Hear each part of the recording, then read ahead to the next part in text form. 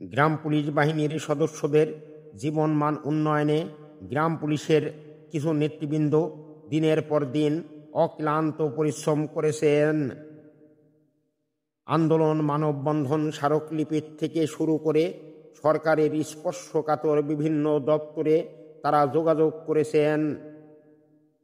গ্রাম police সদস্যদের জীবনমান উন্নয়নে স্থানীয় সরকার সংস্কার কমিশনে জোরালো প্রস্তাব তুলে ধরা হয়েছে। পে কমিশনেও মিটিং করা হয়েছে। এমনকি গ্রাম পুলিশ বাহিনীর ন্যায্য অধিকার প্রতিষ্ঠার লক্ষ্যে 2017 সালে মহামান্য হাইকোর্টে রিট আবেদনের মাধ্যমে তাদের ভাগ্যের উন্নয়ন করার চেষ্টা করা হয়েছে। আইনগতভাবে গ্রাম পুলিশ সদস্যরা ন্যায্য অধিকার প্রতিষ্ঠার লক্ষ্যে হাইকোর্টে যে মামলাটি করেছিল সেখান থেকে একটি রায় পেয়ে বর্তমান সেই মামলাটি এখন আপিল ডিভিশনে চলমান রয়েছে।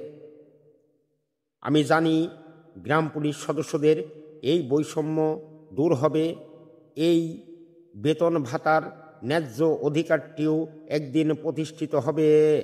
সকলে ধৈর্য ধরি, অপেক্ষা করি এবং মহান রাব্বুল আলামিনের দরবারে প্রার্থনা করি।